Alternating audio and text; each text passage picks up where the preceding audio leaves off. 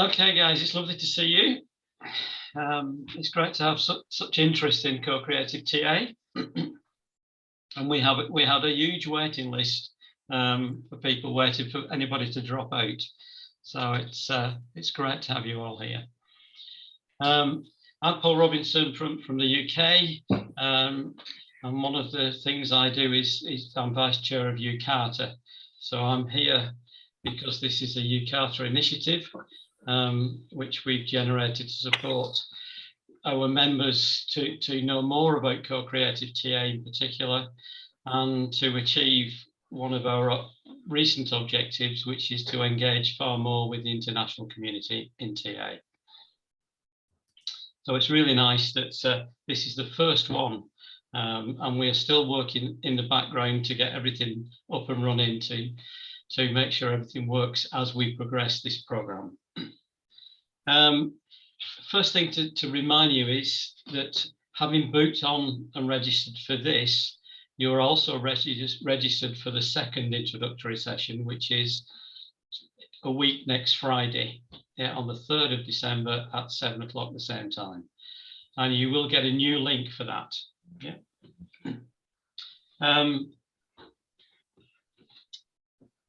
After the second workshop in 2 weeks' time, there will be a series of workshops delivered by 1, 2, or 3 of the delivery team of 8 people. All of us will introduce ourselves shortly, but we are all using co-creative TA in each of the different fields of TA, and we will be delivering workshops and seminars from December through to June next year, 1 or 2 a week, and you can join them, whichever ones you want to do. We're going to record them all, so you will be able to access them as a recording if you can't get to the actual event. So I will introduce the team. Well, I will say them and they can introduce themselves and say who they are and where they're from, just so that you can meet at the whole of the team. So, first one, Traian. Yes, hi Paul, and thank you. I'm Traian Bosselmeier. I'm based in Bucharest, in Romania. I'm a PTSD in the organizational field. And I was thinking that, you know, co-creative TA embeds so much of my life in my different roles. I'm an HR director for a large multinational company, and it influences my thinking and the organizational design. And then it influences so much my role as a supervisor and trainer, in the way I work with groups, in the way I try to encourage a more co-creative being in teams, groups, and organizations. So that's why I'm so keen and interested to be part of this group of 8. So looking forward to what's to come. Brilliant, thanks, Traian. Berit? Hi, my name is Berit Fahlén. I'm from Sweden, and I'm a PTSDA in psychotherapy. And actually today I was having a workshop and working with photos and scripts. And I really like the way we can work in a co-creative way, and finding we have different scripts to choose between. And I'd really love to work with you during these workshops. So I'm really looking forward to see and meet you. Thanks, Berit. Bev? Oh, thanks, Paul. Hi, everybody. My name is Bev Gibbons. I'm a PTSD in the psychotherapy field. And I am so glad to be here and to share with you the experience of working and thinking co-creatively. For me, actually, working in a co-creative frame has helped me find my edges, and it's helped me to differentiate me from other, I would say. And I think there's something for me so exciting about the focus on the co, on the mutual, on that bit that's beyond you and me, that's we. It's such a tiny word. And we-ness is one of the principles of co-creative TA, and it's something so deep and wide. And I think for me, working co-creatively as a practitioner and the joy of meaning making and working within a co-creative frame has been transformational. Brilliant. Thanks, Beth. Nicole. Yes, thank you, Paul. Hello, everybody. I'm Nicole Lenner. I'm situated in Germany, in the north of Germany, although my background is not from a photo from Germany, as you might see. Yeah, I'm very happy to be here as well.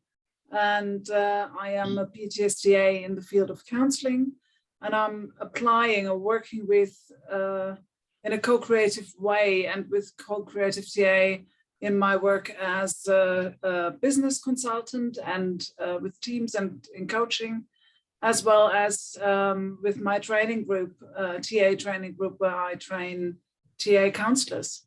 And as Beth said, I really experienced applying co-creative TA, not only in my work, but in my life, basically, is really transformational. And yeah, I really love this opportunity to share our experiences within this UCARTA program. And thank you to UCARTA to pull this up, and thank you, Keith and Graeme, for creating co-creative TA in the first place. Thanks, Nicole. So I'll introduce myself. I'm Paul Robinson. I'm a PTSTA in the educational field, and I'm in the UK, in East Anglia. I do quite a lot of work in Russia and Eastern Europe as well. And I use TA in personal development work within organisations and to support people to learn. And I love co-creative TA. I met Keith about 20 years ago in London, and it's been great using co-creative TA, and all my training's based on that as well. Graeme. Well, hello everybody. So I am Graeme Summers. I'm co-author with Keith of the co-creative approach, which I'm really touched that you're here. Both, the team who are introducing themselves, I'm touched by your passionate interest in this, and that you're finding meaning in it, and I think that's especially that I love that you're finding your meaning in this, and hopefully that will be true for other people here. So my backdrop is Newcastle upon Tyne. That's my place of birth.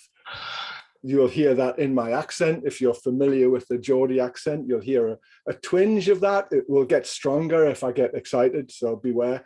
So I'm a CTA in psychotherapy, although I no longer practice psychotherapy. So I work as an executive coach and a leadership trainer. I work at London Business School. I've been involved there for about 16 years.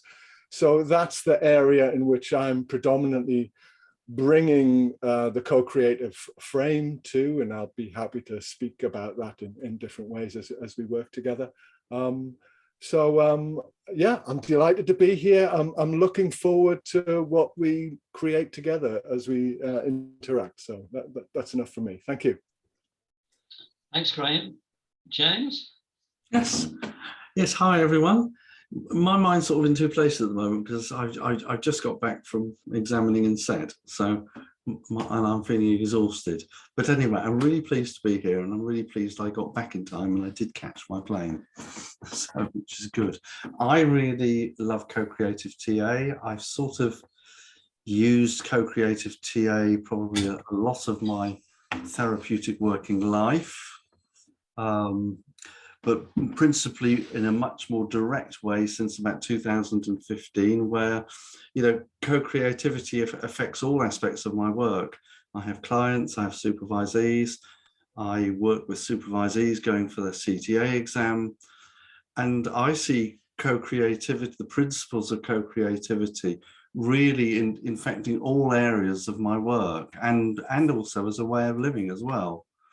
And I really like co-creative TA because I love the idea of the intersubjective space and the way in which we're in this together. And we both have responsibility within that space.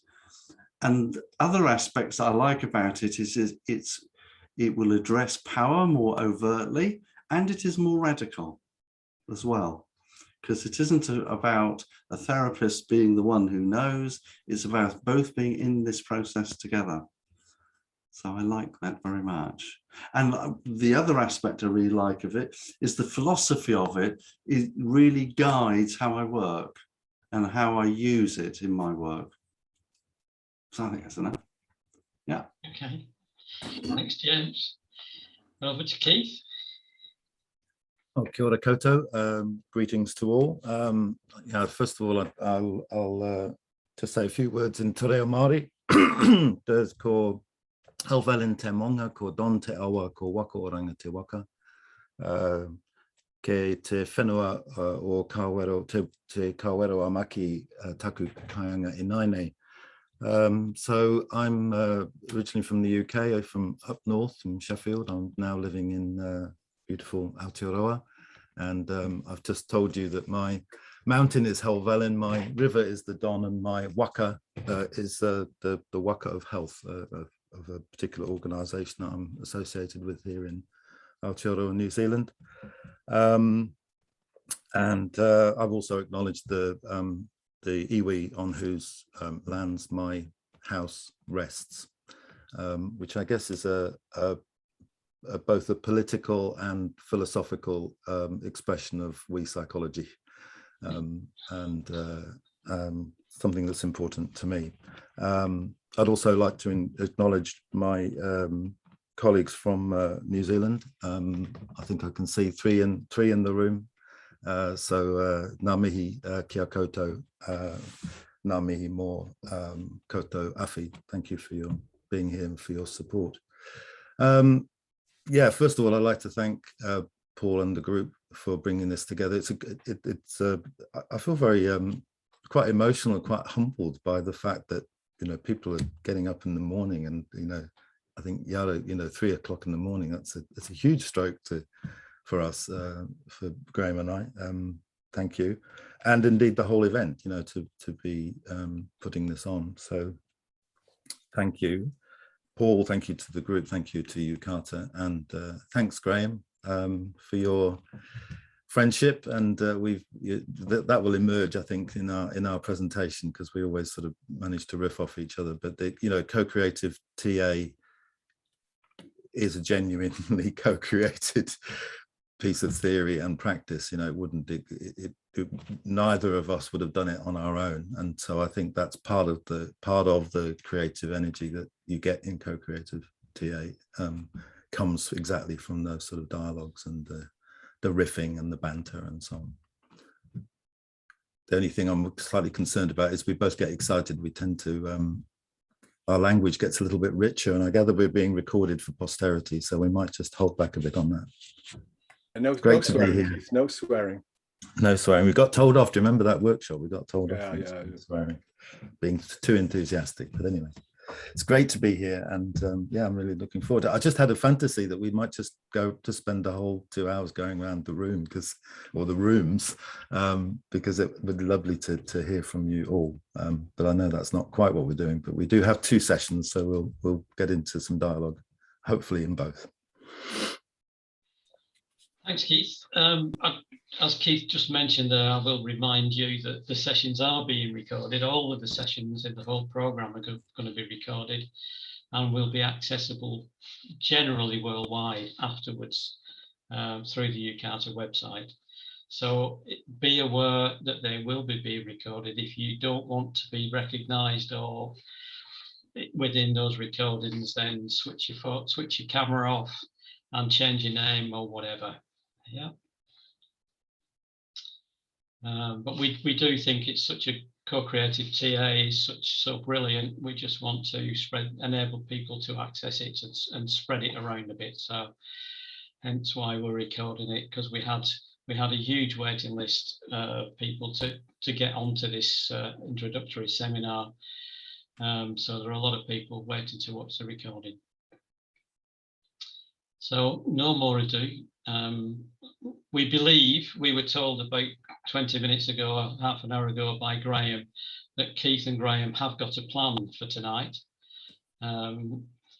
So we will sit back and leave you to deliver whatever it is that you've planned, or not.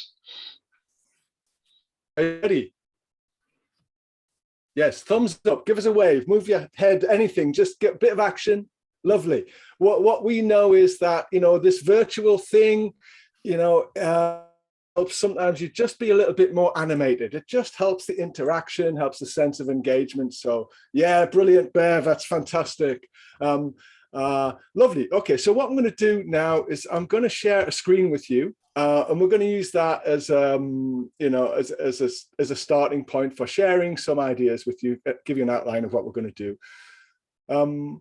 Actually, if you remind me, we'll turn the screen on and off at different points. So we actually have space for interaction. It's not just dominated by a PowerPoint, but we do want to share some images with you, which is why I want to share it. So here we go. Boom. Boom.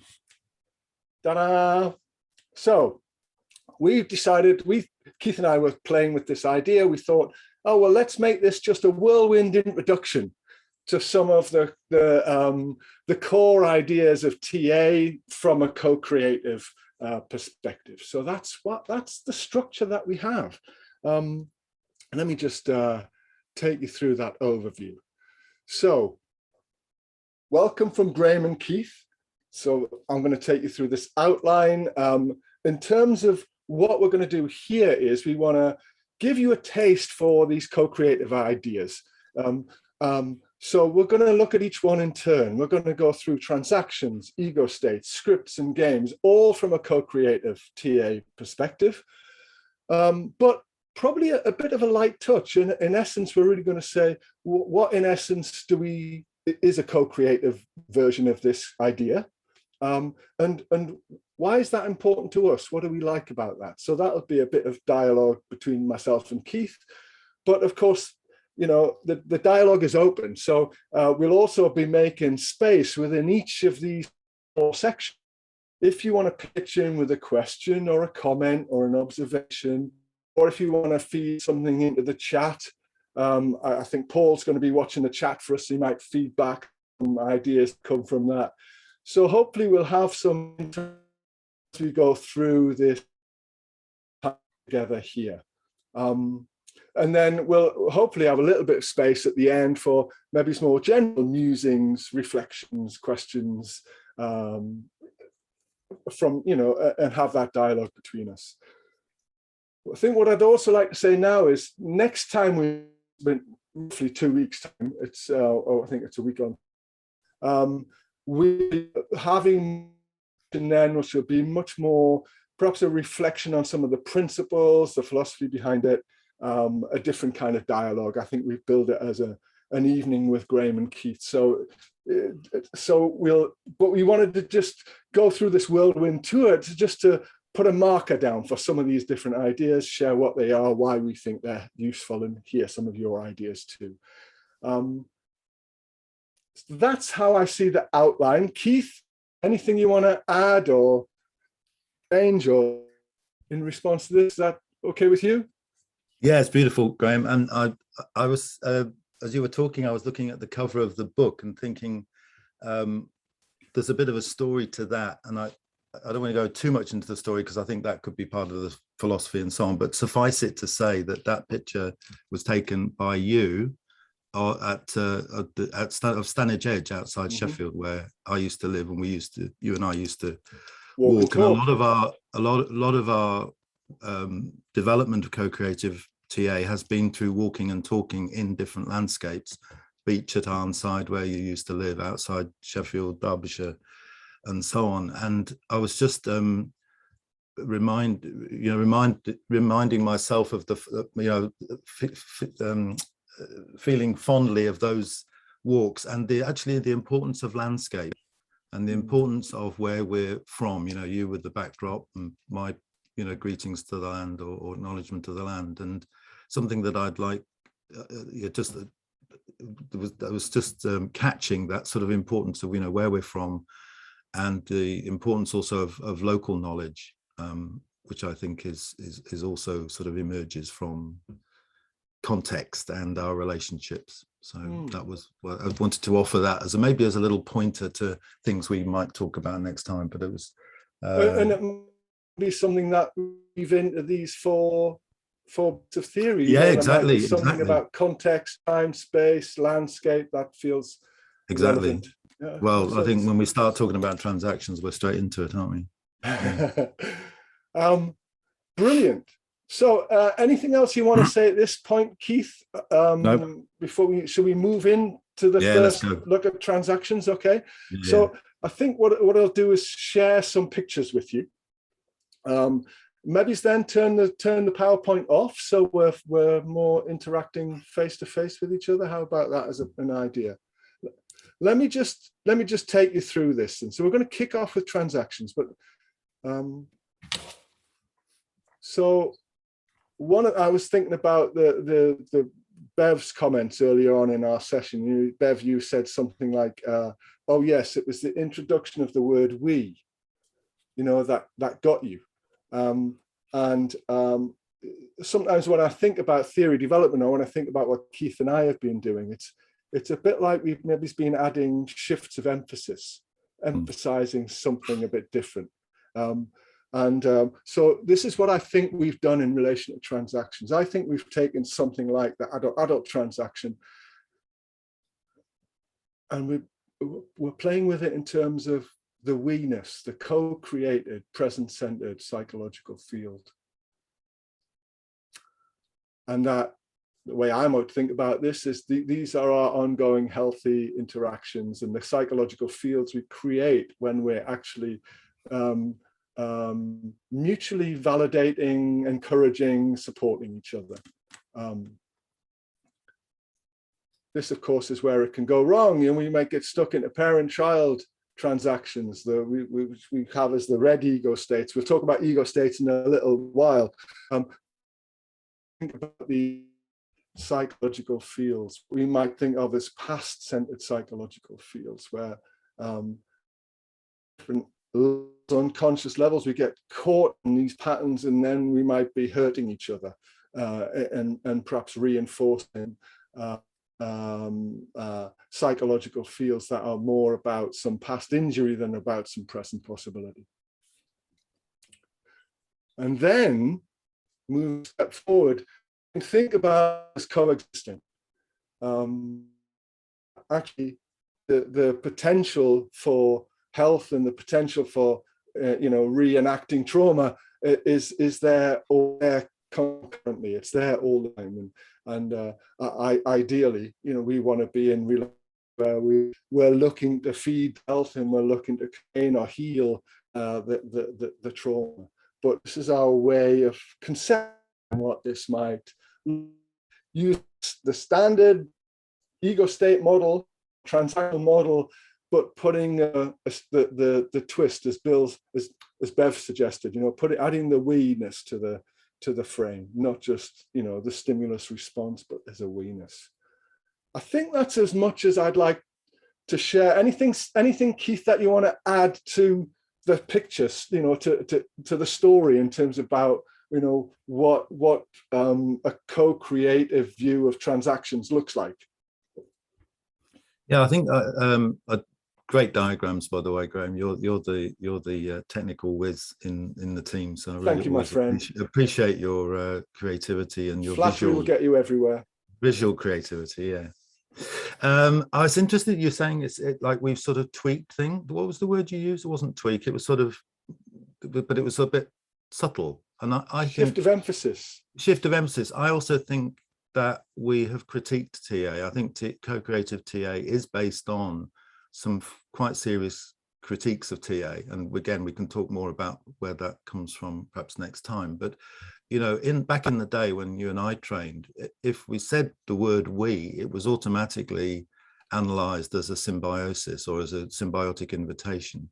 So I think that our idea about reclaiming we-ness is more than a nuance. I suppose I'd want to sort of claim that a little bit more, perhaps. Okay. And so to say, because I think that takes us into some interesting areas about the relational field, the created and co-responsible, the responsibility for how we create both healthy and unhealthy or problematic relational fields. So I suppose, I wanted to emphasize that the critical nature of that a little bit more. I wonder if what you're doing, Keith, is stretching, one of the things that we were talked about this talk is that we'd say about what the idea is from a co-creative perspective, but also why that was important to us. It might be slightly different, but so doing now is leaning, there's some important within this way of thinking about transactions. Is that fair? Yeah, I think so. Is that, and are you okay with that? Just sort of to say something and to point to its importance? Yes, I think you're doing it naturally, and I'm more naming it, and also perhaps wanting you to say, could you be a bit more explicit about so what is important for you about offering this critique? Okay, all right, So I think what was important for me, and I think for us, because I think we can speak for each other sometimes, is that we were wanting to acknowledge that not all we statements are pathological, and of course in TA we have ideas about ego state diagnosis in order to work out what's healthy and what's pathological. So we can genuinely say something from a we perspective. And the other thing I think that again is a bit more linked to our interest in culture and cultural psychology, which also Byrne was interested in, is that there are probably more we cultures than me cultures in the world. So this focus on the I and the ego is a particularly Western psychological thinking, and from TA point of view comes from ego psychology and so on, all of which I think is has its place and has its time and so on, but can be critiqued. So I think that by acknowledging we get into areas of homonymy rather than autonomy, or alongside autonomy, and we open things up more. It was interesting, I think we commented on this in the early days, that when the article came out, the article that was published in 2000, a lot of the initial responses were from people outside of the UK, positive responses. We were getting, I don't think we got emails in those days, but certainly we're getting letters and people, from all over the world saying, this speaks to us in some way. And I thought that was quite significant. So there's that. And the other thing I wanted to add, and I was thinking about my friend and interlocutor Claude Steiner, with whom I had both a friendship and a sort of frenemies. We used to argue about most things, but one of the things he used to say was that in his very psychomechanic view of the world, he said, transactional analysts analyze transactions. That's what, and I like that. I actually think he was right. That's what we do. That's the fundamental thing that we do. But I wanted to stretch that a little bit and suggest that co-creative transactional analysts analyze the relational field, which might be a sort of like almost a bit of a stretching. It almost represents that diagram that you've put there. So I think that's our interest is moving away from that old mechanical metaphor of the transaction as a stimulus plus a response to saying it's a co-created psychological field. So that's what we're analyzing. Yeah. I think what I would add to that, or for me, that's with this idea of shared responsibility. I know we're going to, we meet, we'll talk principles, but for me, it links to that idea of shared responsibility, that even though we might have different roles in a relationship, we might have different status or different power because of those roles, there's still a sense of needing to work together from those different places to create something that actually is mutually beneficial and mutually nourishing. Yeah, nice. I was very happy for you to speak on my behalf there, Keith. Wow, that's cool. Let's keep that going. I'll obviously let you know if I disagree. We have yeah. I'm always quoting you saying Graeme agrees with me. Wonderful. So I wonder if we might, Keith, are you about us throwing this out? See if anybody's got any questions, comments, observations. As I say that again, that could come through the chat, or you could just unmute yourself. And I think what I will do is I will turn off the slide deck for now. And I saw a comment come in about sometimes your when you speak, it's slightly interrupted. I don't know if there's anything technical we can do about that, or whether that's to do with the screen sharing. I think it might be something to do with my setup. I've just been alerted to it, so I'm gonna. I just can't investigate that right now. Right. Hopefully, if you need me to say something again, please ask me. Yeah. Graeme, it might be worth you logging out and logging in again and seeing. Shall I try that? Yeah, okay. If you give that a go and see if you get a better. Keith, I'm going to leave you to hold the field for a minute. I do that. We will let you back in, Graeme. We'll talk about you. Brilliant. I hope so. You can speak for Graeme now, Keith. Again, without him listening. He's been so difficult to work with for 20 years, you know. No, so yes, let's talk about in terms of the structure of the couple of hours. We are going to throw this open, and then we'll go back and talk about ego states and throw that open, so it becomes more of a dialogue rather than us, you know, talking for an hour and a half. So anything that's striking you about co-creative approach to transactions?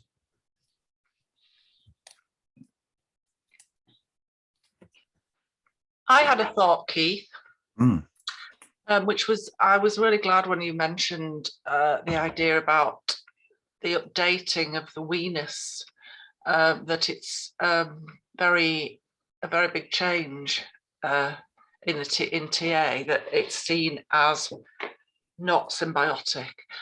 And I wondered if you wanted to say any more about how come it's not.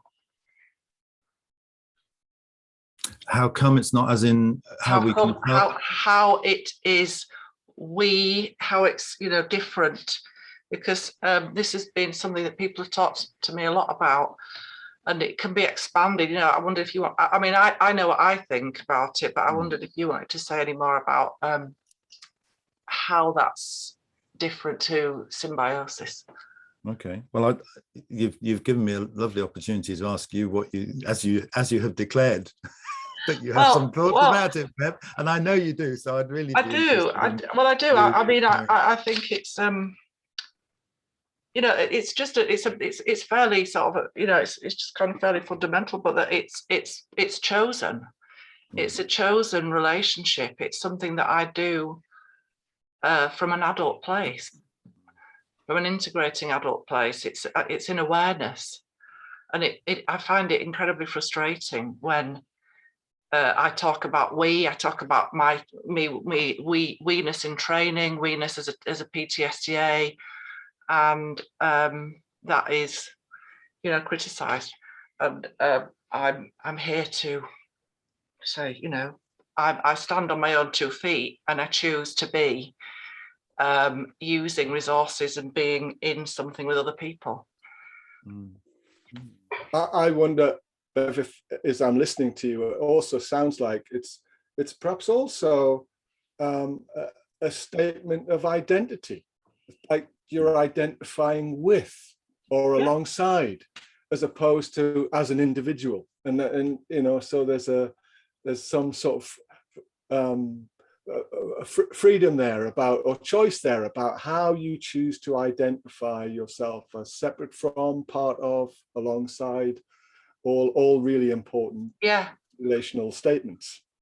It really is, and I'd love to hear what other people think about it. Can I come in there? Because Bev, actually, I step forward into this from a place of child, actually, from a place of wanting to play and get muddy and mucky and share and declare my need and my curiosity and get a bit clumsy. So it's interesting that you come from adult, because I'm coming from play, from child, that need for family and connection. I think that's really a really archaic place for me that I connect to through child. Yeah, I love that. I love that, getting mucky together. And I suppose I was thinking about integrating adult, which is going to be something else that will be talked about. And that choice, you're choosing to get mucky with someone, with me, that would be great. Let's do it. I think, as you also invited me to talk a bit about Bev, I do think it makes sense. So to see some other thoughts is that I think it makes sense developmentally. We start off as a we, and people talk about the task of individuation and so on. And I think that's, you know, that's all well and good, but we also have a task and a desire, as I think, Zara, you're indicating, to belong. You know, that's the idea about homonymy. Maslow has belonging as more fundamental on his hierarchy of needs than self-actualization. People tend to focus on self-actualization being the sort of the top, the pinnacle, but actually just, you know, food and shelter and belonging is a very basic need.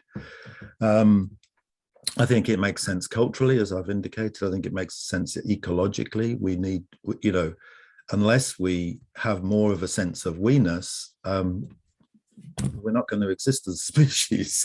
You know, that's pretty obvious. So the more, you know, if we insist on that, you know, radical autonomy has had its day in my view. And you know, all of these things need interrogating. So when something, you know, I feel sort of, I get upset on your behalf, Bev, when I hear, you know, people sort of saying, oh, well, we means this, because that's the kind of nominalization that's gone on in TA. It's like critical is parent, rebellious is child. You know, that makes no sense in terms of an ego state analysis, because I want to say, of course, I can be rebellious child, but I can also be a rebellious adult. And Byrne, you know, Byrne gave us these ideas of the 4 requirements for an ego state analysis. So when somebody says we is symbiotic, I would say, have you done an ego state analysis on that? Because guess what? It might not be. It might be symbiotic, but it might not be. And I think very often it isn't. So my answer to those critics is go back to Byrne and do an ego state analysis on that word. The same with rebellion, you know, or criticality, or nurturing, or any of these things where we tend to fix a word as belonging to something, and that's dull. Apart from anything else, intellectually dull.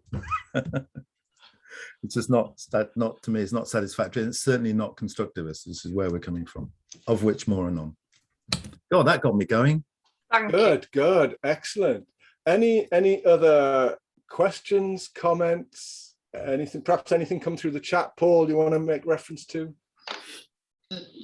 There's not a lot in the chat, but I was just thinking about the symbiosis thing, and the traditional symbiosis is always the same way, with the same parent and the same child with the same 2 people. I think from a co-creative perspective and we-ness, that changes with the shared responsibility. So part of co-creativity is a shared responsibility, and when we share responsibility, the greater share of the responsibility changes from person to person. So they take what we would potentially talk about as being the parental role in terms of taking the lead, and that parental role, the symbiotic ego state, is made up of different parts from different people at different times to create the whole ego state, the whole PSE. So I think a healthy symbiosis is where those relationships change from person to person and from time to time. Yeah, nice. One of the things I was thinking of is that is about the difference between adaptation and over-adaptation, and think how healthy and necessary adaptation is. You know, how we need to adapt to each other. Adaptation is a real function of health for me. As long as it's not always in the same direction. Well, I don't know about it. It's the distinction between adaptation and over-adaptation that for me is the distinction perhaps between health or, you know, problematic interactions. And I think there's something about the healthy adaptation, even if it's or I would call non-conscious. So just to pick up, perhaps respond to you there, Bev. I don't even necessarily see this as the chosen weenus as the healthy weenus, as in consciously chosen. I think there's a lot of health that is non-conscious, that we do without necessarily consciously choosing it. But they're healthy patterns of adaptation that we've learned in good enough environments that we live out, and that's actually part of the fabric of our well-beings. That's how one of the ways in which I think about that. There's a couple of messages in the chat, guys. Sarah Lowes has made a really nice point. She says, how do I know who I am? How do I individuate if I'm not in relationship with others? If I am not also part of a we? Isn't that a good point? Yeah. Thanks, Sarah. Really like that. Excellent point. Yeah. I was just thinking as you were talking about symbiosis, and somebody was saying about their definition of symbiosis. Have you talked, I've worked with Trudy Newton, she's talked about normal dependency as being the healthy version of symbiosis, when one of the parties is using all of their ego states to just support somebody who, for whatever reason, is in child and maybe needs to be in child for a while. And that maybe that's the positive version, that it's a choice you make in a moment to use all of yourself to support somebody else in order to hopefully help them access their other ego states as well as soon as possible. So I don't know if that's another way of, rather than talking about healthy symbiosis, talking about a normal dependency. I like, interesting. I think it's another way of talking about it. Yeah, maybe that moves us into ego states, because I think I like Prudy's work, and I like that idea of normal or needed dependency. And of course, as mammals, we're born completely dependent. We're one of the most dependent mammals in the world, you know, so we absolutely have to deal with that dependency. I wouldn't say that we use all our ego states, because basically we'd want to be knocking out the parent and child in this model. Maybe that's a good segue, Graeme. Brilliant, pick up. Thank you. Let's I'm going to share my screen and get this back on, and we're going to just take you through a little look at ego states. So, Keith, do you want to say something about this? Depends on the diagram. I'd like the diagram first, but where are you going with this? So, can you see the diagram? The diagram. Well, do you want to see the next bit of the diagram? That helps. Yeah. Okay. So we idea of ego states as relational. Oh, well, I suppose the first thing I want to say is, sorry, I do want to say something.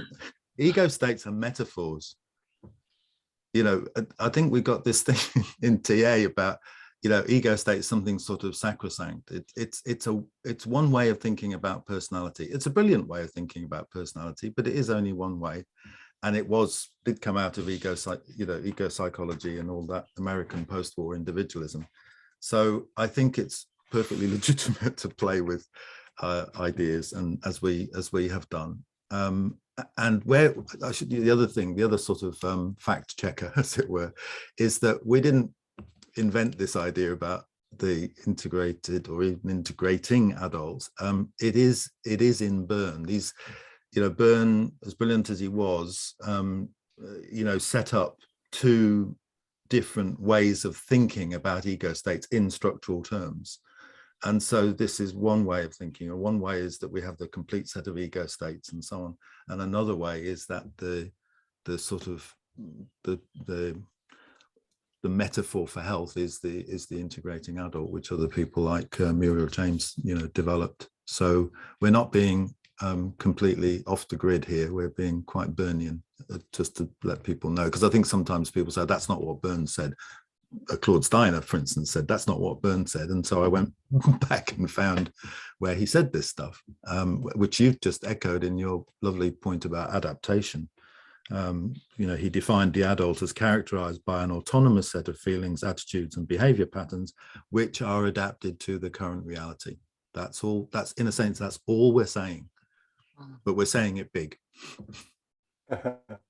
And we're building on, I mean, just to get the linkage to development TA or theoretical development TA. I think Richard Erskine really developed this idea. Yep. His notion of the integrated adult. It was Richard Erskine really teasing out, you know, this story from Byrne, or you know, these different stories from Byrne, and you know, he put his money on the integrated adult, which again, same idea, the idea that actually our health is located in an adult ego state that can be appropriately adapted to current reality, and that parent and child, which we have a color code for this. So we have adult as blue, and parent or child or the archaic ego states as red. But so it's the idea that the parent and child, their fixations, their defense, created into a situation felt unmanageable. So that's, you know, that's a story that has its roots in Fairbairn's ideas in object relations from psychoanalysis, something that Byrne made reference to. Byrne said that Fairbairn, was, you know, the closest heuristic model, TA's model of ego states. This is that Richard Erskine really built up and developed in his model of personality, which we in turn built upon. That adaptation, that's really interesting, build upon that, but adapted it to our purposes for co-creation. And I think, you know, what I like about the title of this, or this statement, probabilities, it's a way of thinking about these as potentials, other than structures, and there's something just loosens it up, gets us away from thinking in terms of structural metaphors and perhaps thinking more in terms of possibilities and probabilities. Neural networks that may or may not fire depending on, you know, one synapse. And of course, all of that is dependent on the context that we're in, and whatever might nudge us to one way or the other in terms of our own. And I want to nudge this on. Got one more slide here.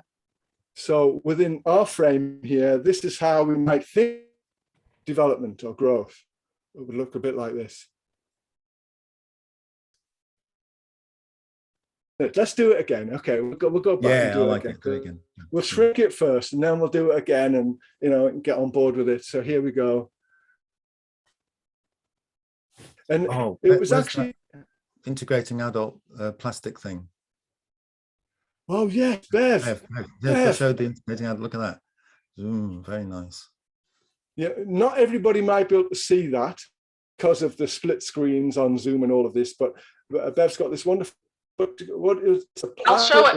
I can show it later as well. Actually, as long as you're speaking, Bev, you will be able to see it. If you didn't speak, it wouldn't. Yeah. Are you ready for this? Here we go. Yeah. The pulsating juiciness of the integrating adult. Lovely. So here we are. We've got two stories about what development looks like in TA in terms of ego states. So one of Byrne's stories is that, you know, we develop by our parent child all healthy through healing and learning. And we have another story from Byrne, which says that in a way, it's the adult.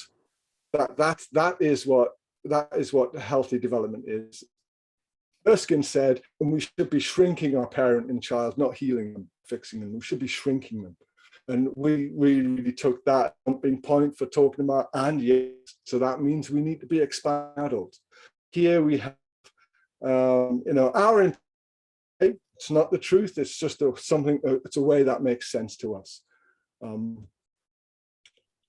Keith, my man, you are the integrating adult, and you know, brought that into your chapter. And anything that would like to say about why this is important to you as a way of conceptualizing personality? Oh, that's a good question. Well, apart from the fact you told me to go away and write that chapter, which is part of the story of that chapter, wasn't it? After the original article, because the original article sort of showed up that we needed to do more work on, the backstory. So that's why I went away and wrote the chapter on the neo-psyche, did the research on that. I think ultimately, I'm back to this thing about metaphors. To me, it's a more exciting metaphor than this sort of idea of, parent, adult, child, and somehow the parent having, values and the child having feelings and, fun and so on. It seems to me more stuck. This is more pulsating, and I know it doesn't work for everybody. People, are quite attached to the idea of growing the parent and growing the child. But I think you pays your money and you buys your metaphor. I remember at the workshop in Manchester that I know Paul was at, and this addresses, I think, Zara, the point that you made about being playful. I remember the workshop I did with Claude Steiner, and we were having a lot of fun and arguing about ego states and so on. And at one point he said, and we were both sort of standing at the front, and he said, "Oh, I'm having so much fun. I'm in my free child." And I mimicked him, and I said, "Oh, it's great, Claude. I can really see that, And I said, in exactly the sort, well, in the way, but in my body, I said, "I'm having so much fun, and I'm in my integrating adult." And the point is that it depends on your ideas about ego states. If you find, if for you the idea of the child ego state as the source of playfulness is a useful one, then you have that, if you like, set one theory of ego states. But if you have the idea that the integrating adult is the source and the end goal of health, then you have this. And I think we summarized it well some time ago to say that these two sets of models, the traditional model is a 3 ego state model of personality and a 3 ego state model of health. In other words, the aim of working with people is to grow and develop the internal parent, adult, and child. The integrating adult model is still a 3 ego state model of personality. We still find the concept of the parent, adult, and child useful in terms of personality, but it's a 1 ego state model of health. And I think I know I'm seeing some of the chats about people being a bit confused. Hopefully that's helpful. The traditional model is a 3 ego state model of personality and a 3 ego state model of health. If you think about inner child work, inner child workshops are based on a 3 ego state model of health because they're trying to grow and reclaim the inner child. I wouldn't do an inner child workshop. I'd do an inner adult workshop because I'm seeing the child, the archaic child, as a metaphor for all the stuck and problematic experiences that haven't been resolved or integrated into the adult. And so the idea, as Graeme, you're saying, is, and from Erskine, is that you try to diminish that. And so the end result of therapy, the goal of cure, is simply an integrating adult. So not using all 3 ego states. So it's a 3 ego state model of personality, but a 1 ego state model of health. Now, once you get into this and really get these differences, and then you look at different people, different writers in the TAJ, for example, or a TAJ, it's really just to step back and think, so which model states are they using here when they're talking about parent, adult, child? And to be looking, if they're not explicit about that, to be looking for clues in their writing. I find it helpful to be able to do that. One of the reasons why I was so interested in articulating this and articulating a model that made more sense to us was precisely because there were lots of conflicting models around, lots of models really had very different starting points and different conclusions depending on where you started. So once you see the differences, it can get into, it requires some mental gymnastics even to translate between different models. But But the worst thing I think you can do is just kind of smooth over it and pretend they're all the same. I think just getting clear about the differences, perhaps making a choice or holding the differences in a way that works for you. I think that's a personal choice, but it requires some intellectual work, I think, to really tease the differences apart. One, if I may just give one reference to an article I wrote in 2010. I, like you, Graeme, sort of got a bit fed up with, or a bit exercised by, you know, people using different models and merging them and not really knowing what models they were using. So 2010, I published an article in the TAJ called "The State of the Ego," where I basically did that intellectual work and came up with a series of tables which looks at, you know, the two sets of models and looks at it from a point of view of human development and what different people said about how ego states develop, integration and so on. So I think that's quite a useful starting point. Of course, that's now 12 years old, so it probably need to be updated by someone else. But if you wanted as a starting point, I think it's helpful. We are going to post I want to post a link at the end of the slide here, and you'll get that, which will also bring you to some resources if you want to explore this more. Yeah. I think it might be a good point here, Keith, just to allow some responses. It could be questions, comments, whatever. Either say verbally, go off mute, or drop it in the chat and Paul will relay that to us. There's some really good questions in the chat, guys. Pick one and ask us. Andrew says, Andrew's a little confused here, Keith. Can unintegrated material reside within the integrating adult? That's Andrew Bates. No. Nope. I'd be unequivocal about that. I'd say the integrating adult by definition comprises only integrated and continually integrating material. So if it's unintegrated, by definition, it's parent or child. I disagree with Keith. Oh! Graeme, do you want to unshare, or you still need to share? No, I can unshare. Thanks for the nudge. That's lovely. Sometimes I can't see it because I can see everything.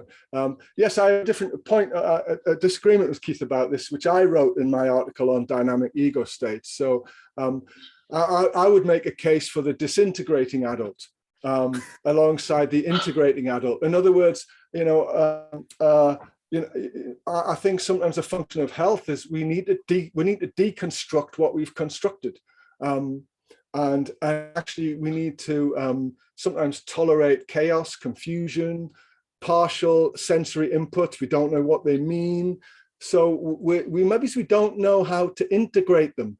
But we don't have to defend against them. So for me, the difference between integrating adult and parent and child ego states, the archaic ego states, is are we defending against this experience, or are we able to tolerate it? And I think sometimes the toleration means that we're tolerating fragments of experience. We've no idea what it means. We don't know how to integrate it, but we can tolerate it. And for me, that would be adult. So that's where I might have a difference with Keith on this. Yeah. I think you just changed the word there, Graeme. So because I do agree with you, but you shifted from the original point was unintegrated, and then you talked about disintegrating.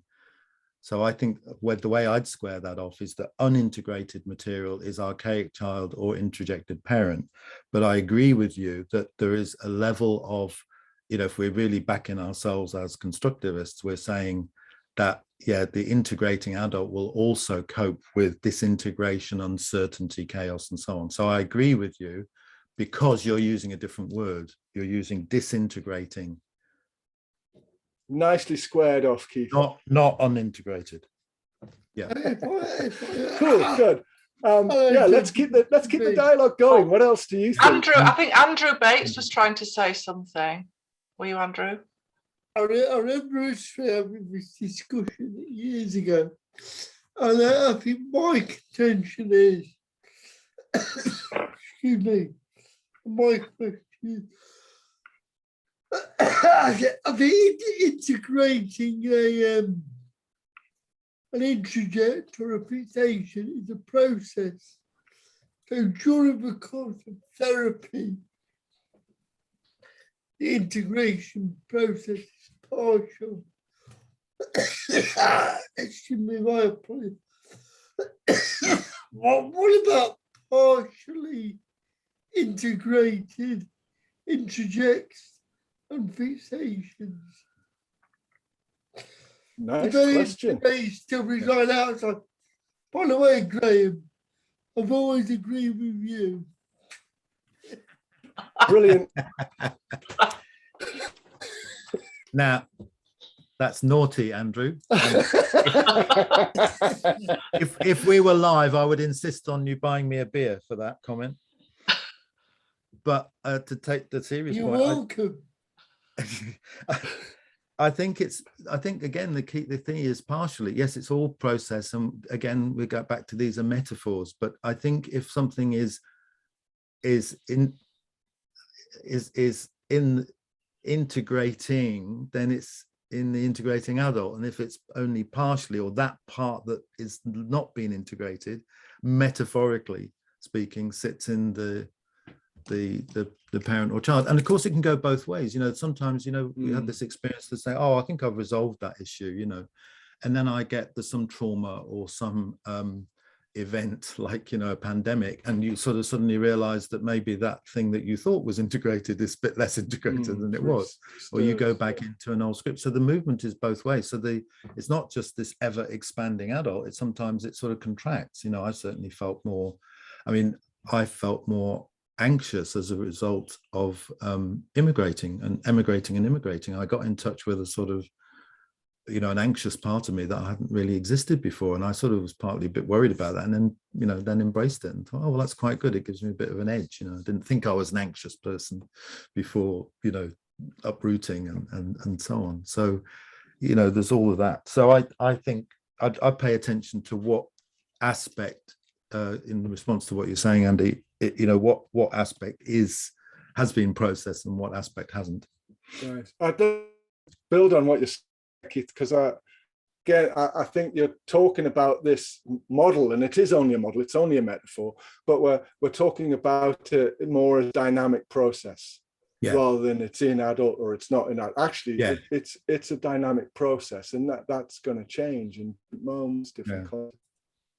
Nice. I think that's a really good point, because that's an old style thing. People talked about what ego state are you in. We should really stop doing that, because if you say, oh, I'm in my child, then it sounds to me like you're in your adult, because you've got a reflecting adult reflecting on being in a different ego state. So this whole idea about, what ego state are you in is a very mechanistic, it's so 1960s.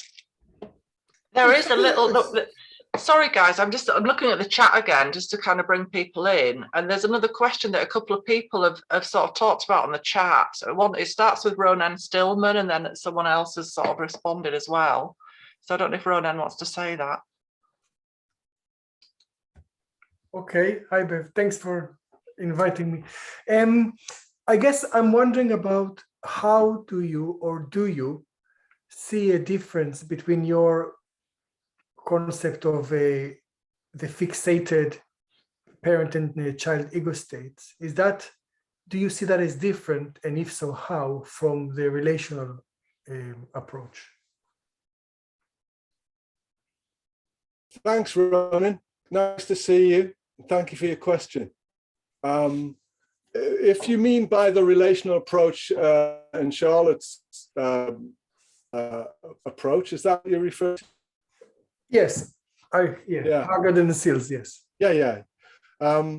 So my my reading and understanding of Helena and Charlotte's work is that I think they operate more from within that 3 ego state model of health frame.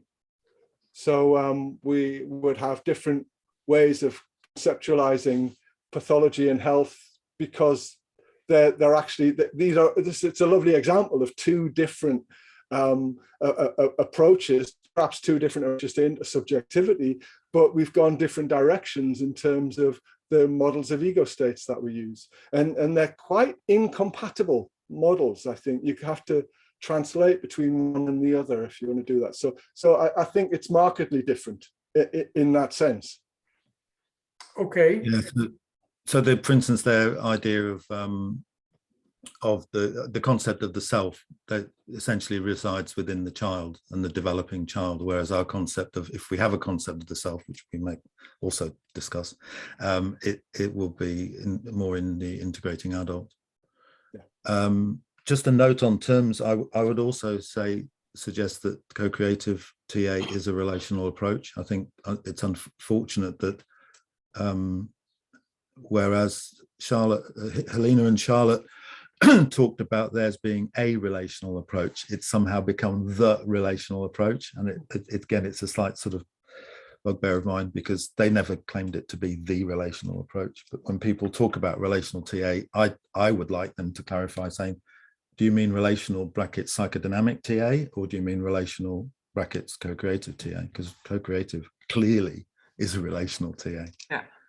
So I just, I think it's a bit of a code thing, and it's also become, because it's a bit the flavor of the month or the flavor of the decade, it's sort of seen as, everybody's relational. But my question is, well, what does that actually mean? Because it means lots of different things to different people. And so just a quick follow-up question on that. Do you see a difference between the two views of relational models in terms of how transference operates? Absolutely, yeah. I mean, they're much more intertransference, and we'll talk about transferential transactions differently. We tend to talk about it as co-transferential. I'm not big on transference in the sense of working in the transference. I'm more of a Burnian in that respect of sort of wanting to cut through it or look at different relational possibilities. Say, well, yes, we can go on in that old relational possibility, or we can do something different. What do you want? And most people want to do get out of script quickly. So, and if you look at our views about empathy, it's very much more that they're angular transaction, sort of offering empathy to the child from the therapist's adult, whereas I advanced in one of my articles the idea of basically that doing that adult work, and that the person themselves does the intersubjective work. So that's something we can maybe explore more of. But yes, we think quite differently about those things. Okay. And again, going back to what Graham's saying is, it's not that we're right, it's that we're consistent, and that we want people to be consistent. And so if you follow that logic through, then you wouldn't be doing a lot of transferential work, because the cure is not in the transference, it's out of the transference. Graham, yes. could you try turning your virtual background off? There's a suggestion that it may be your computer might be working overtime. Thank you for that. I'll do that. I'll give that a go. Is it still getting some crap in the background? Anyway, we'll give that a go and see if it makes a difference. Thank you for the suggestion. We'll see. Okay, it seems to be a bit better now already. So okay, good. All right, that might be the case. As we've on a bit of a pause, I'm wondering if we should move on to, because there's always a lot to talk about. Yeah, there's a lot to talk about. So let's move on. Let's talk a little bit about. So I'm going to share my screen again, and we're going to have a little dip into script. And Ronan, I'm happy to pick up these discussions and other people's, but we've got another session we can. Thanks, Ronan. Great question, but yeah, deserves more time than we can give it here. We could put a workshop on it, Ronan. Absolutely, yes. Oh yeah. Yeah, thanks for that, Paul. That's one of the things, we'd like these workshops to actually be in the spirit of co-creative TA. So in a sense that we have some ideas to present, but also, it'll be through your questions or things in the comments that might also guide us to, there seems to be an interest in this. Who amongst us is interested in leading in that direction, and then something gets evolved, gets co-created, that is in part shaped by your responses. So let's have that as a possibility. I love Jan's comment. Sorry, I just saw Jan's comment about it's a challenging concept to think the cure isn't in the transference. I think it's a Bernian concept. Let's move on. Let's move on. Sorry. Co-creative script matrix. Do you want to say something about this, Keith, or shall I? You go for it. Okay, all right. So this is where we were wanting to look at this whole idea of we-ness, and how does that manifest in terms of script, in terms of the messages that you might receive or give. And of course, because we're bringing in and we're emphasizing mutuality, then I think that really lends us to think about script, not just in terms of the messages we receive, but also the messages we give. And we were very much inspired by Bill Cornell's paper, 1988 paper on his critique of script theory, and it's quite a blunt critique. I really recommend you to read it if you haven't read it already.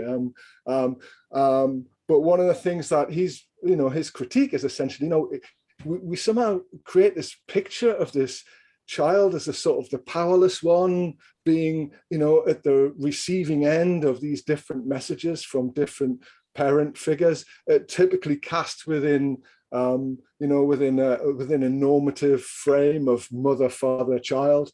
So there were various reasons which Bill had for really critiquing that and wanting to put that into a more modern context even then, and also updating of what we about childhood, and what was emerging was just how proactive infants are in terms of initiating and maintaining relationship with significant others.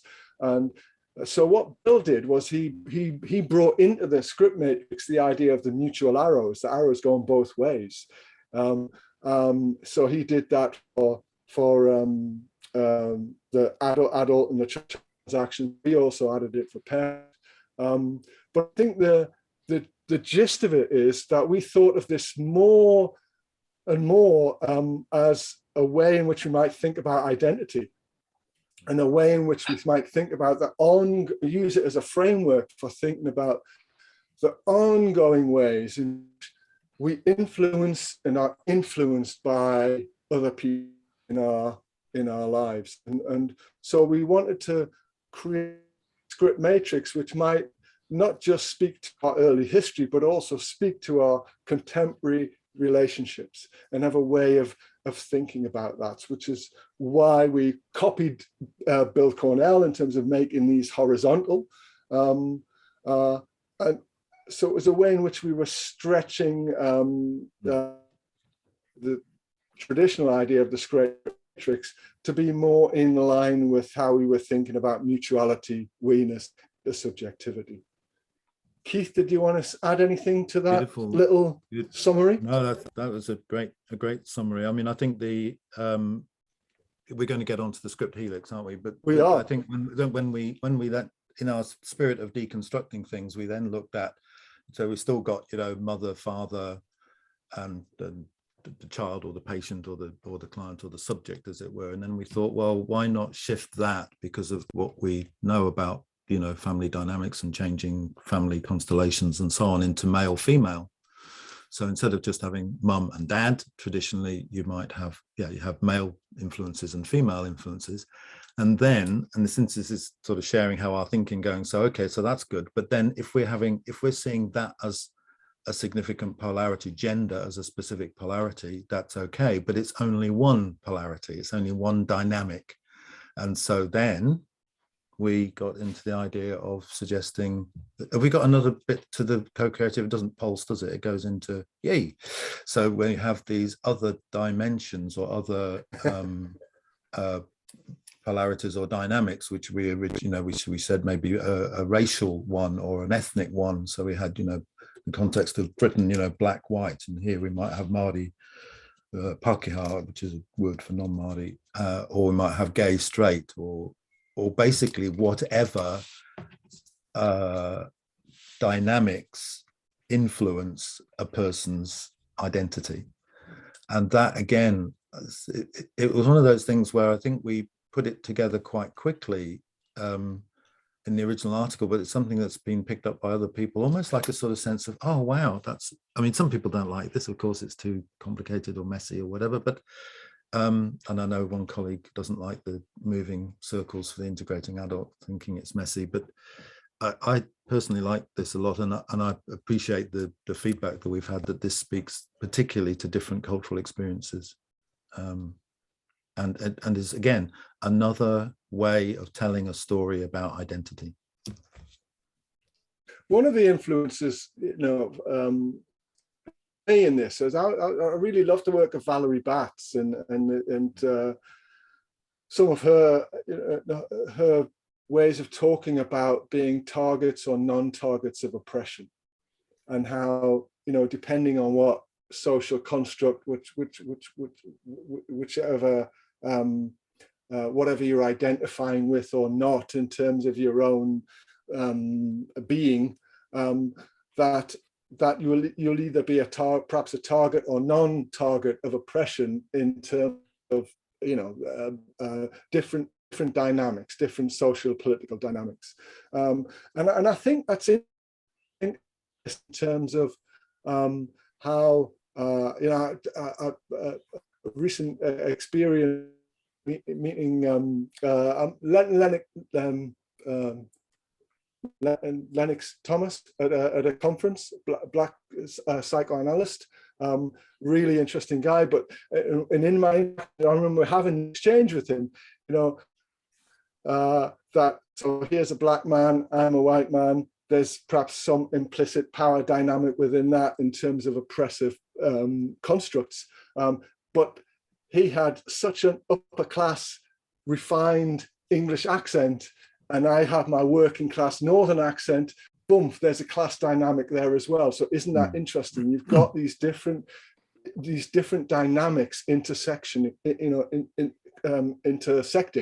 I think it's also a really interesting way to think about intersectionality and how that operates in relationships, and how and how that's the power is perhaps manifest culturally as oppressive dynamics, but how does that show up in relationships where someone might be similar or different in terms of color, age, class, gender, whatever constructs are significant for those individuals at that point in time.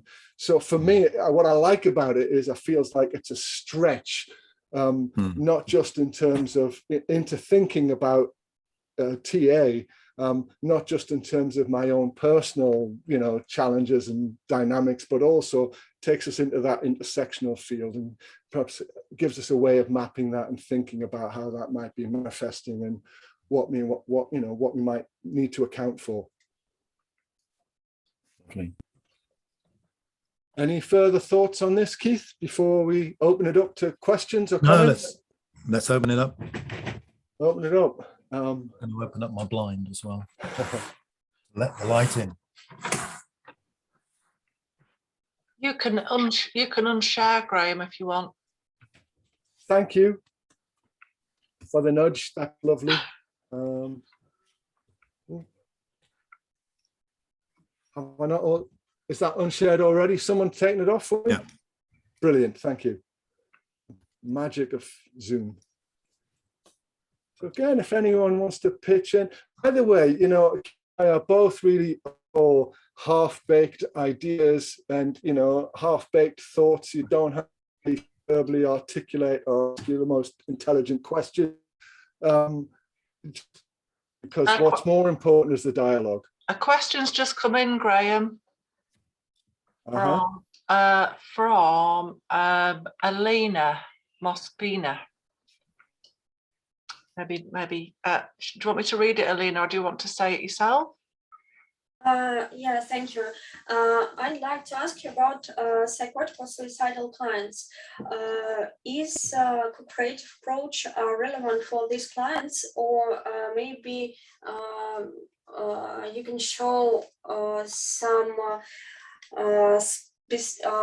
features of contact with such clients? Thank you. Interesting. So the question is this model relevant for working with suicidal clients? Or psychotic, I think it was as well. Yeah, suicidal and psychotic, because Okay. last year I have about 90% of such clients. Wow. Wow. Yeah, it's difficult sometimes. My thought is, thanks for the question, Elena. I've had similar questions we've had similar questions over the years about is this model suitable for this kind of client? I suppose I think on a theoretical basis, absolutely, because we're still retaining ideas, very central ideas in TA, like scripts and so on, and indeed ego states and fixations, and so the ego state model can cope with pretty knocked out, dysfunctional, heavy duty clients, however we describe them. I guess the focus for me, and my background is partly having worked as a psychiatric social worker, but also exploring ideas of positive mental health, is that even when I was working as a psychiatric social worker in psychiatric hospitals, I was also looking for the health in the client. So I was acknowledging, whatever the illness is or the pathology, and wanting to understand that. And I guess I would probably locate quite a lot of that, depending on the pathology, in the archaic child or the introjected parent. But I was also looking to acknowledge, the health, the fact that people are still functioning, they're getting out of bed in the morning, they're washing themselves, they're doing, ergotherapy or work therapy or whatever. So it's something about holding those possibilities, despite the fact that somebody is, maybe has struggles with coping with certain realities. They're also coping with reality, or consensual adapted reality. So I think, yes, it's not, I think sometimes the co-creative approach has been a bit dismissed as being a bit sort of lightweight, and it's only good for counseling, or it's only good for working with the adult. I don't think that's not true in my experience, and I think probably a lot of other people in the rooms. I do think it's probably underdeveloped. I mean, I think this is what I would be looking for the next generation to be doing, to look at those, if you like, certain diagnostic categories and treatment categories, to say, although I'd be critical of categorization, but to say, if you're working with it, what does this actually look like in practice? So I'd be certainly up for, supporting people to do that quite specific work. But I think, certainly theoretically and practically, I think it's relevant and it can cope with that. I don't know if that may not help your specific work, but I think in terms of the conceptual framework, it's comprehensive. Thank you for the answer. And as I understood earlier, co-creative TA, after Paul's and Debbie's lectures and so on, I stopped using the word problem, for example, and so on. I started to use the word question or something of the sort. As I understand correctly, it is one of the part of co-creative TA. Yeah, I think not so. Making a problem of client ego states and so on, but asking questions. So what should you do on the same or on the other way, and so on. Is it okay to be in one field using winners? Is it okay for a psychotherapist and for the client? is it okay? I mean, is it healthy for client, not only for client, but especially for psychotherapist?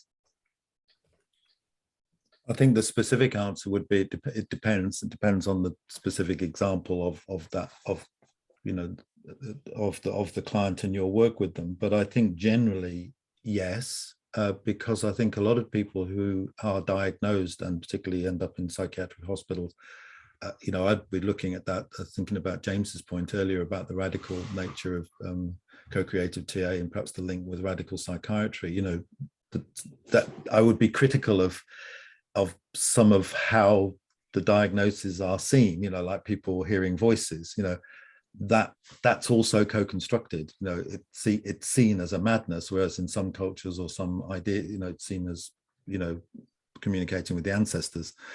So there's that side of things. And I think the thing about the we-ness is that for some people, sometimes it might be really helpful not to feel alone, not to feel so isolated, which would be the link with, you know, radical psychiatry. I like keeping the question open that, you know, whatever language we might be using, whatever words we're using, it's not like there are okay words and not okay words. It's more that is the way we are interacting, are the ways we are talking about experience, are they helping, or are they, you know, are they progressive? Are we using that to move towards health? Or are we reinforcing a problem? And I think that's true of any language. It's, you know, you can use co-creative TA badly, just like you can use anything else badly. I think maybe it's the attention is not so much in the words or the language or the models. It's more how they're used, and are we using this mindfully, and are we using this creatively and openly, and can we revise it as we go along? And I think that for me is more important. It's a principle of process, I think, rather than a principle of saying this is right and this is wrong. Or and I certainly wouldn't think that, I wouldn't suggest that you've had some training or input on co-creative TA, you can then go away, work with people with psychotic and you know, suicidal process. It's a meta model. It's, you know, I think our intention is to offer it as a model to be used in conjunction and in alignment with whatever other professional skills, and, you know, that you might be using appropriately in different contexts. That's how we think about it. Nicely put. Thanks. And now I know that I do my best. we will do the same. Thank you. All of my scripts. Hi. Thank you, Alina. Graeme. Lovely. Thank you for joining in. Fantastic. So I think Graeme, yes, I wanted to add something or pick something from what you said and get your thinking a bit on that. So when you think about the helix, if we would change context a bit in, you know, in teams, organizations, or whenever people come together for a common purpose. Yes. If you would be using the helix into such a setting, you know, to encourage a less symbiotic process like general management or theory would foresee usually, you know, do you think that can be used and is used in allowing more permission for thinking and for creativity, you know, using the co-creative script helix in organizations? And do you use it? How do you use it? And so on. With all of these models, I may use them explicitly, or I may use them as an internal frame of reference, which might be guiding my thinking. So, you know, if I was, you know, perhaps getting people in a a team facilitation, you want people to get to know each other more, than exploring these dynamics from different perspectives. Yes, there might be obvious ways in which, you know, I might be working in operations and you might be working in sales, or, you know, like there's some, so on that construct we have different positions, but what are the constructs there? And sometimes exploring other constructs there helps people finding a way of feeling connected as well as differentiated, and that can break down some of the silos that happen in organizations or between teams, where you perhaps over-identify with one aspect of a role and get stuck there. And the problem is the stuckness. And so something like this kind of just opens up different constructs, different ways in which people might connect. I don't know. Does that answer your question, Tryon? It does, and I would, yeah, it's more of a flavor to add, and I wanted to see how you look at things. Right. Okay. So that is how I might think about it. Sometimes, you know, and having a sense of identity can be enormously comforting, but it can also get you into trouble if it becomes something fixated. So how might you explore that identity, take value from, also have the fluency to also shift other aspects of your being, or you know, have a more varied role in terms of how you communicate with people. Thanks. All food for thought. What we want to do before we want to get in the final construct of TA, we're moving through these 4 ideas. So what I'd like to do is move on and share my screen again with you to introduce the last of the 4 constructs. So here we go. 4 pillars. 4 pillars of TA, or the 4 pillows, perhaps. Or 4 pillows, or whatever you want to call them. Or 4 core ideas. So script helix, we were just looking at there. Let's move it along. Oh, brilliant. Did you like that? Do you want to say I love that transition. I mean, it was exciting, wasn't it? Let's go back to the script helix. And there we go. Adult, the core of that there, because we're thinking in terms of health on the left, and you know, problematic dysfunction on the right. So what we might think of as the winner's triangle on the left, and we might think of as the drama triangle on the right. Again, we're using the color coding throughout the 4 constructs to kind of visualize this. It was interesting. This came from our rereading of TA from the point of view of health psychology, which has been picked up in some of the questions and our answers to some of your questions and the points that you're raising. And when we we did our homework, we did our background reading. This, I think it took about 2 years to write the original article, and obviously a lot more preparation in terms of lots of walking, lots of walking, lots of conversations, a little bit of drinking. And a lot of thinking and linking. And one of the things we sort of rediscovered was Byrne's definition of a game. The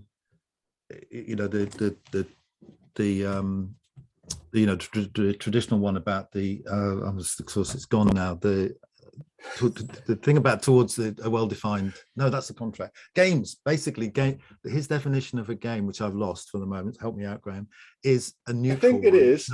It's not a negative. Yes, it talks about it being an ongoing series of complementary ulterior transactions into a well-defined outcome. Yeah, thank you. I think I got a bit. I got preoccupied because when I think about games, I'm thinking about the All Blacks and France, and apparently All Blacks are losing. So I'm a bit distracted by the fact that the All Blacks might be losing. So I don't know how mine. Keith, that is terrible. Yeah. Anyway, they'll pick up. They'll get into a positive frame of reference. Obviously, maybe I need to be out there talking to them about the drama triangle. But that quote is a neutral definition of games. It doesn't say negative outcome. It says predictable outcome. It's predictable outcome, so it could be positive or negative. So this idea that there could be positive games, I think, is an important reclaiming of some of the theory. And in fact, another little known fact, it seems to be little known, that Byrne included a chapter on positive games in his book Games People Play, which Claude Steiner swore blind that he didn't, and so that was another source of some argument between us.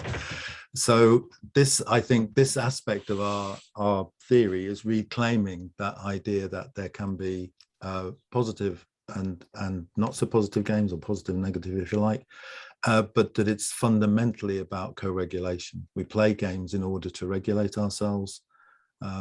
And that comes, if you like, is the sort of present centered transaction based on script. That would be my sort of nice, Ricardo, my view about it. So that's what we've kind of had in the slides, positive names for emotional co-regulation. If you look at, Byrne talks about this in, I think, transactional analysis and psychotherapy, as well as games people play. He talks about the essential characteristic of human play is not that emotions are spurious, i.e. false, but that they're regulated. So, and I think that's a gem of a statement. I really think it's a gem of a statement. What surprises me is that he didn't follow through on it, because he didn't follow, it doesn't really come through advantages of games and other ways he talks about games, but it's in there very clearly in his early writing. And for me, that really resonates with a lot of contemporary interest in emotional systems and the neuroscience of emotions, and what we know about infant and child development, the importance of the co-regulation of affect, and how that happens. The co-regulation happens through patterns of interaction. If we're fortunate, good enough to have patterns of interaction that are soothing, exciting, stimulating, engaging, rewarding, playful, all of that is helping us emotionally regulate. And if we're unfortunate, then we're going to have just there, we're going to have neglect or abuse or confusion or whatever that gets in the way. And then we learn that you know, to go around the drama triangle, because that we're at the same time we're just trying to regulate emotions that feel too much for us. But we're getting a negative, predictably outcome rather than predictably, you know, outcomes that reinforce our well-being or reinforce our well-being in relationships. So this is how we were playing this and putting this, and it kind of, if we backtrack a little bit to the idea of script or maybe healthy beliefs about ourselves or other people, it's through the games that we're reinforcing that. Yeah, here we have another experience where, you know, I've had a playful interaction, or I've had sort of satisfying conversation with someone, or we've done so, you know, whatever it is, where I'm coming away feeling affirmed as a human being, and hopefully they are too. So this is where we want to speak to health, not instead of pathology, but as well as alongside. We don't want to, you know, there's a loneliness in TA that Byrne brought in terms of his both his understanding of pathology and the way in which he could break this down into accessible terms. I think it was genius, I really do. And I think what was missing was articulating how this also speaks to health as well as pathology, and might help us also move from one to the other. I think that's a really good point, Graeme. You know, if you look back at some of what Byrne did, and he seems to have been quite a sort of conservative figure, but he had this sort of radicalism about, you know, staff patient conferences.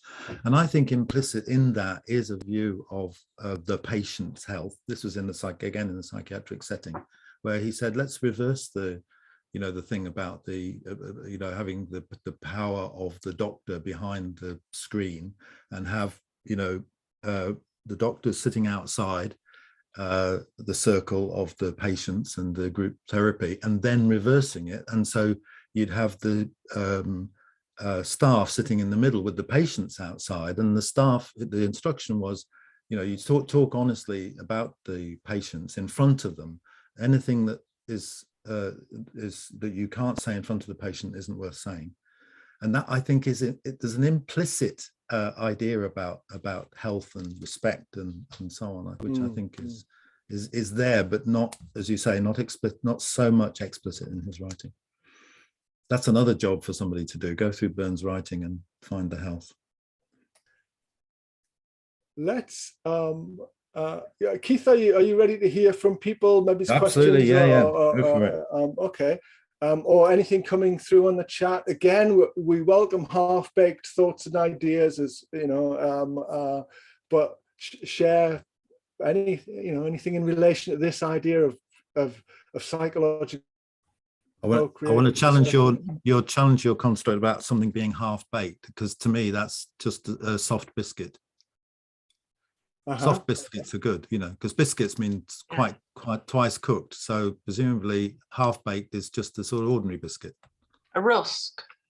A rusk, yeah. Because Yes. half baked sounds a bit negative, Graeme. Sounds like it's only half something. Yes. Well, while Keith's challenging me something quite irrelevant, hopefully that gives you some idea, some chance to formulate some thoughts or questions or comments and feed this into the dialogue. Let's hear from some more of you. You're very welcome. Please pitch in. There is a great one in there, Graeme, from Freddie. There's a great question from Freddie. I don't know if he probably wants to ask it himself. That would be good. Graeme, can you knock off the picture? Thank you. Thank you very much. Hi. Bye-bye. Traditionally, when we speak of a game triangle, we say switch, the switch of the roles. Yes. But the Bernian definition does not have that word switch in it. What relevance is that to the co-creative approach of looking at games? And if there are positive games, do they also have switches in them? The role switches. Very interesting question. Yes. I don't necessarily, well, maybe they do. I mean, if we think about, I'm just playing with the thought right now as we speak, Freddie, so thank you for the question. But if we play with, say, the winner's triangle and this idea of 3 positive positions on that triangle, which A.C. Choi talked about as being assertive, caring, and vulnerable. You know, I imagine in many of our healthy interactions, we probably are moving between those different positions. And so in that sense, switching. I wouldn't necessarily see it as necessarily like a switch to gotcha, or, you know, like maybe so dramatic, perhaps more subtle. But I imagine we're bringing all of those capacities to be assertive, caring, and vulnerable in our good enough relationships, and probably move between them. Also, when Byrne talked about it, he didn't do the drama triangle. He only gave the formula, the con and the gimmick. That's right. The formula G. Yeah, Yeah. he Formula didn't have G, the drama yes. triangle there. That's a later development. That's right. That was Steve Cartman's. That was a great development. Very simple, but great piece of theory development. Yeah. I think the switch is interesting because the switch, of course, is to another role. And if we, and the traditional drama triangle is still on the drama triangle. And the point from a healthy point of view is to get off. So if the switch allows us almost like a sort of moment to sort of interrupt, you know, more like the cross up and sort of the confusion or the cross transaction to get off the drama triangle. I suppose I'm interested in switches insofar as they get us off the traditional negative drama triangle.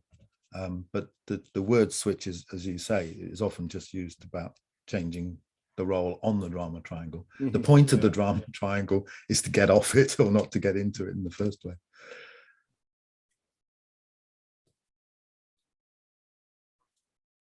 Does Freddie, any more? Do you have any more thoughts on this idea?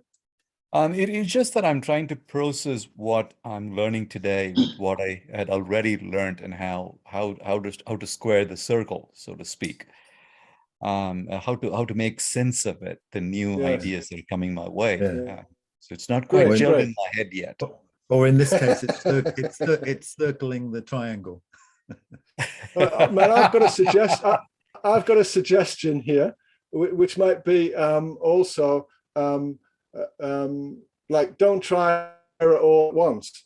So, you know, perhaps my shorthand for thinking about this would be, you know, we chose a very specific definition of games from Byrne because it spoke to us because of its reference to ulterior transactions and neutrality, like we could be talking about positive or negative experiences.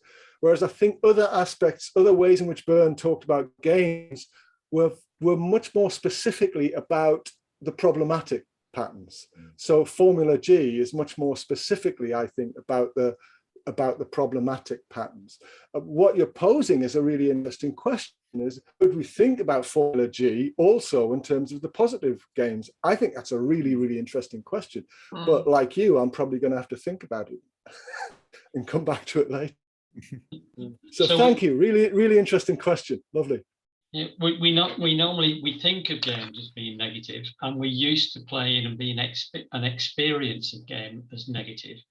So we're expecting a switch and a cross up and a negative payoff. With a positive game, the switch is the absence of the switch. That's interesting. So we're expecting, you know, we're running rackets with people, we're racketeering, and we get involved, and we're used to this pattern that something goes wrong.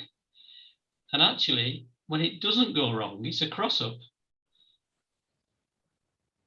So we get confused because what we're expecting to happen doesn't happen. One of the things I'll comment on our process. Thanks for that, Paul. But I was thinking about who was it? It was Andy, I think, who quite rightly agreed with me earlier on in our talk about unintegrated experience, you know, which Keith and I were playing with that. But I was thinking about that in relation to this as a learning group, you know, and as a learning community. You know, Keith and I have been pondering and arguing these ideas for decades now. And then we're sharing that with some of you, and some of that might contradict or raise all sorts of questions with things you already know, and you're trying to work out, A, what are we saying? And B, do you agree with it? Or C, well, what else might that lead to? So, and I think I just want to acknowledge that as a process. Like, I wonder, there's something about us collectively just being able to hold the fact that, oh, this is stimulating some different thoughts and ideas and raising questions, and I don't know what the answers are, and it's part of the milieu of our learning group. So so that's what I'm appreciating about you bringing Freddie, and you're saying, oh yeah, I think I need to think about this a bit. You know, you're throwing some stuff at me and it feels a bit, you know, it's resonating in some ways, and I've got questions and other things. I imagine that might be true for others as well. So thank you for naming it. It's lovely. That's a good question. Yeah, we're talking about the integrating adult with the lack of switch up. Would you say, and this is just one of those half-baked thoughts, soft biscuit or whatever, would you say that you can be assertive, caring, and vulnerable at the same time?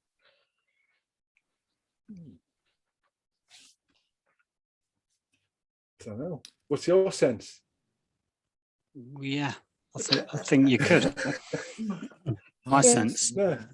That's my sense. And you might be doing that right now as you speak to us, Matt. Yeah.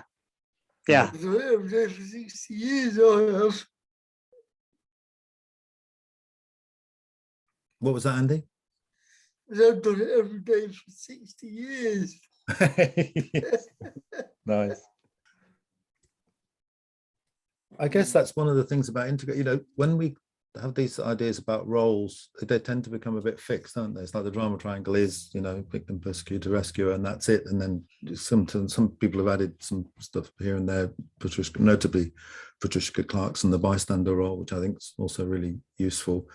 But they do somehow a little bit fixed in the roles. And I think part of the point about integrating is that things do become more merged, and in a positive way. So I like what you're saying, Matt, you know, that maybe a healthy person is, and it links back to what you were saying, Graeme, about, you know, disintegration and uncertainty, you know, particularly in these challenging times. I think we are talking much more about uncertainty, and that, you know, some of that might be quite integrated and some of it might be a bit unintegrated. So I like the idea of, you know, that the more integrated we are, maybe there's less difference between things. Like I was having a conversation the other day about Rogerian conditions, and, you know, somebody saying, well, maybe, you know, love and understanding are closer. They're not such distinct, you know, concepts. In some ways they are, but maybe in other ways they aren't. So I tend to think you can be we can be multitudes of things at the same time. Yeah, I think what's happened in this pandemic is, I think it's been about learning to accept and manage vulnerabilities. I can't say you can't, I don't say I cannot be vulnerable and human at the same time. Yeah, you could agree with me more though. Really?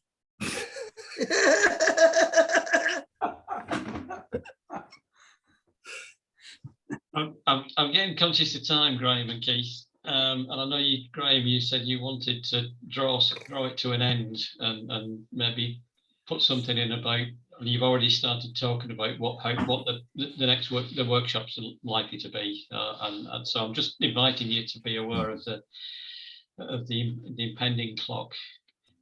Thank you. That's a lovely nudge, Paul. So that's a lovely example of assertive and caring coming together. So thank you for that.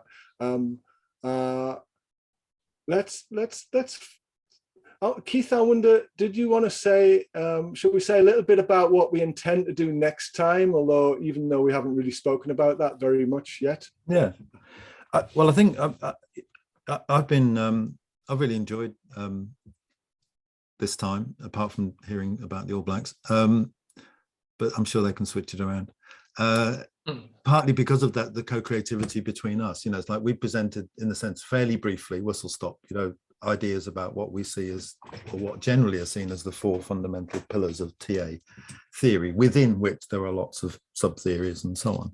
And so we wanted to, in a sense, share and create a common ground of these are the sort of things we've been thinking. And already, you know, it's lovely to have your thoughts and inputs and so on.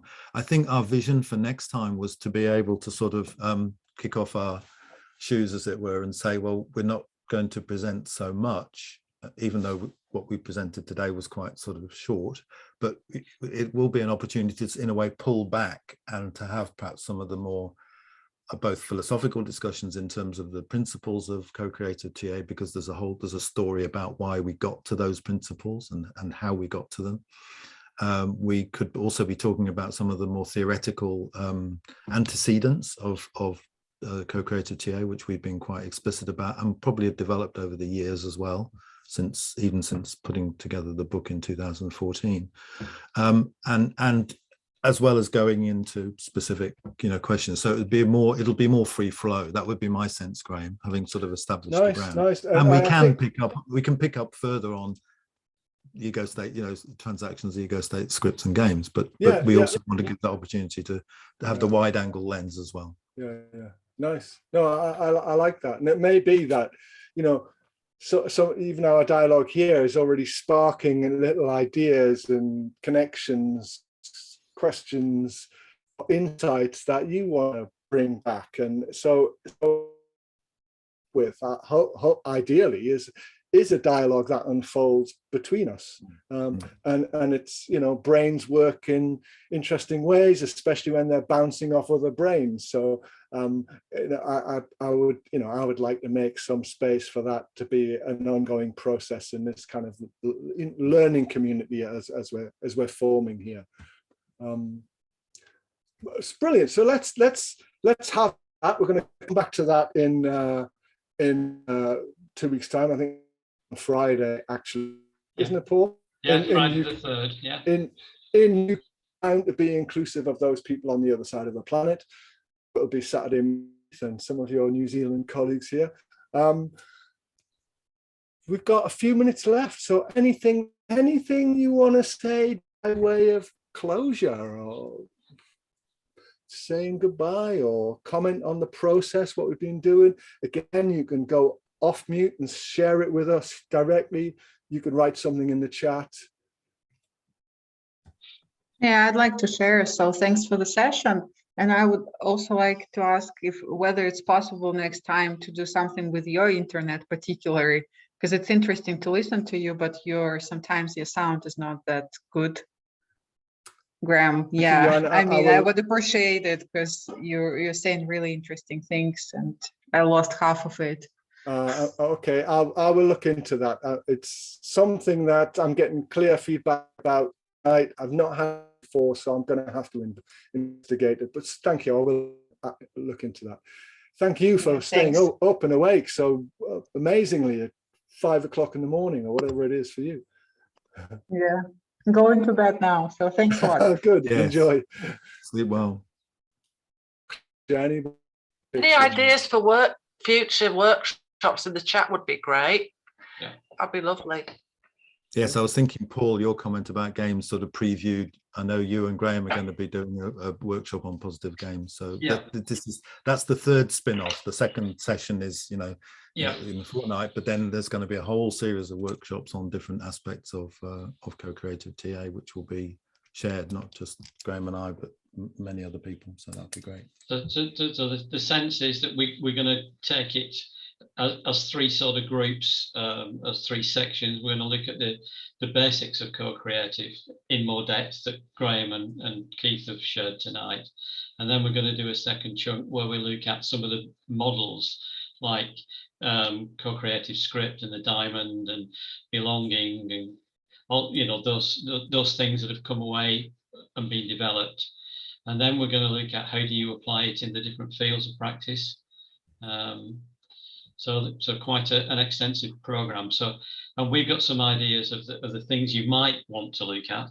But if you've got specifics, like you came up with, Ron, and if you want to suggest a topic for a workshop, as Graeme said, we will think about it together as a group and see who we think's best placed to respond to that and lead a discussion. And it may be that we end up with all 8 of us in it again, or 4 of us, or whatever it is. So we want to co-create this with you. So co-create it with us and give us some suggestions. Well said. I was just, one of the things that came to mind when you were speaking was when Bev at the beginning said that it seems like it's a little bit discounted, the co-creative process or theory and within TA, and that there's a real simplicity in the teaching, and that seems to kind of parallel what Byrne went through from him teaching very simplistically at a superficial level, but the more you get into the models, there's much more profound depth. And that was something that kind of came to mind when you were talking about the discounting of co-creative TA in a sense. Thank you, Sarah. I feel really touched by that. Yeah. It is something that I strive for, which is accessibility and depth. I think that's what Byrne was striving for. So I think that is something that is important to both myself and Keith. So thank you for saying that. Absolutely. We can talk more about that next time, but that certainly was one of our motivations. So I think Susan's put a note in the chat about where you can access your CPD certificates, and you will get another link for the next session. And if you want to suggest workshop sessions, you can email Susan or you, Carter, or any of us, and we'll look at putting something on for you. And you can bring it with you to the next session and you can tell us then. Brilliant. Thank you, Paul. I guess we're wrapping it up now, eh? Is that, yeah, time is done. You can go to sleep at the beginning of the day. You can carry on into the evening if you're in the UK or wherever you are in the world. I hope you have a lovely time doing the next thing, whatever that is. I hope it's a blue triangle. And we look forward to with you week on Friday. See you.